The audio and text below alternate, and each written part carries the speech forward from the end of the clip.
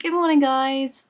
So today I'm at the Excel Centre again. I was only here 2 weeks ago for EGX. Today I'm here for a slightly different event. So like everyone else, I've been locked inside my house for the last 2 years doing a big load of nothing. But today I want to change that. So I've been really bored. And even though I'm naturally an introvert, I have missed people, surprisingly. And one thing I haven't done for a very long time is go to a convention.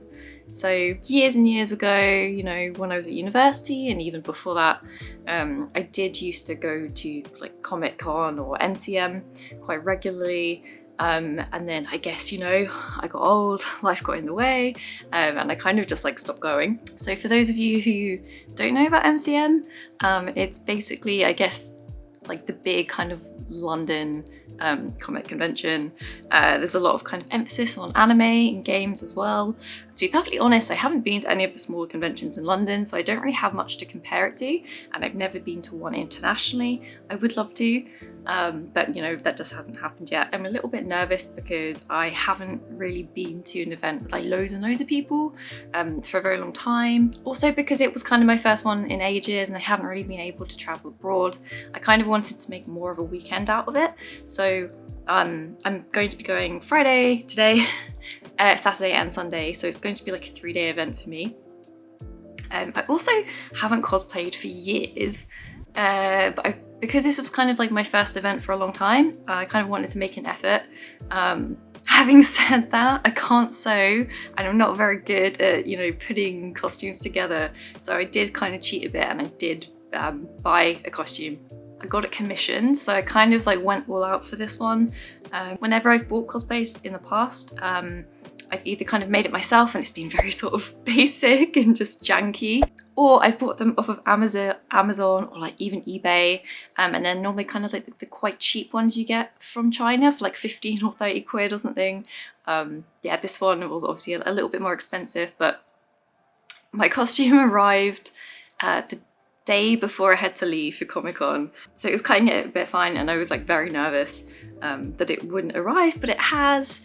And the seamstress or creator did like an amazing job with the cosplay. It's so, like the quality is so good, like it fits me pretty well. And I can kind of definitely tell the difference between this, I guess, like, you know, custom made cosplay versus I guess like the really cheap kind of like manufactured ones. But yeah, so I thought I'd take you guys along with me. So today I'm actually going to be at Comic-Con mainly by myself. I have some friends arriving just like this evening and I'll be spending the rest of the weekend with them. But I did arrive like a little bit earlier just because I kind of wanted to check out the convention and just have some time to kind of wander around by myself and check stuff out. Okay, so it's about an hour later. I'm now mostly in my cosplay. I've done my makeup, I've got my wig on, I've got most of my cosplay on.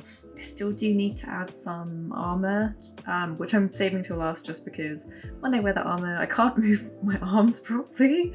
So I'm saving that till last just before I leave the hotel. Okay, I've got everything on. I have the arm on and I'm ready to go.